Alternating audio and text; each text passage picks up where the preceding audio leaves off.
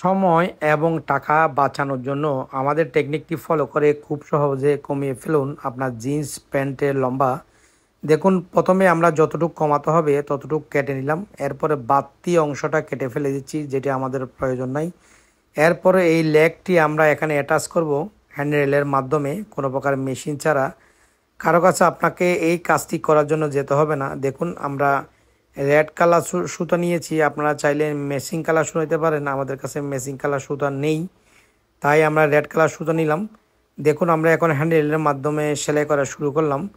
দেখুন, তাছাড়া এই সেলাইটি করার পর সুতাটি এখানে দেখা যাবে না, এটি ইনসাইডে হাইট হয়ে থাকবে। দেখুন আমরা কিভাবে কাজটি করছি। এই কাজটি করার জন্য আপনাকে কারো কাছে যেতে হবে না, কিংবা মেশিনেরও প্রয়োজন নেই। আপনি চাইলে ঘরে বসে হ্যান্ডরেলের মাধ্যমে খুব সহজে এই লম্বা কমিয়ে ফেলতে পারেন আমাদের দেখানো এই টেকনিকে। দেখুন, আমাদের প্রায় হয়ে আসলো, আর অল্পখানি বাকি। আমাদের দেখানো টেকনিকটি ফলো করে আপনি চাইলে ঘরে বসে হ্যান্ডেলের মাধ্যমে খুব সহজেই কাজটি করতে পারবেন। তাতে আপনার সময় এবং টাকা দুটোই বেঁচে যাবে। দেখুন আমরা কিভাবে কাজটি করছি। দেখুন, আমাদের সেলাই করা প্রায় হয়ে আসলো। দেখুন, আমাদের সেলাই করা শেষ। আমরা একটা গিট দিয়ে নিব। আমরা একটা গিট দিয়ে নিলাম, যাতে আমাদের সেলাইটি আর খুলে না যায়।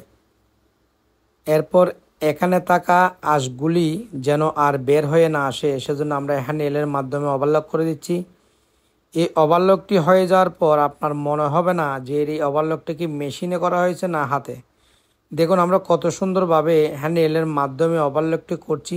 ওভারলক করাতে এখান থেকে কোনো প্রকার আঁশ বা সুতো আর বের হবে না। এটা অনেক দিন লং লাস্টিং করবে। দেখুন কত সুন্দরভাবে আমরা হ্যান্ডেলের মাধ্যমে ওভারলক করলাম।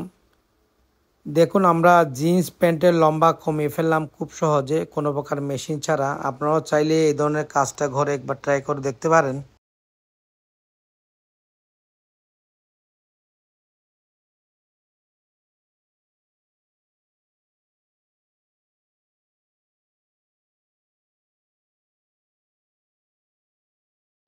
দেখুন কত সুন্দরভাবে আমরা একটি জিন্স প্যান্ট ড্যামেজ রিপেয়ার করলাম।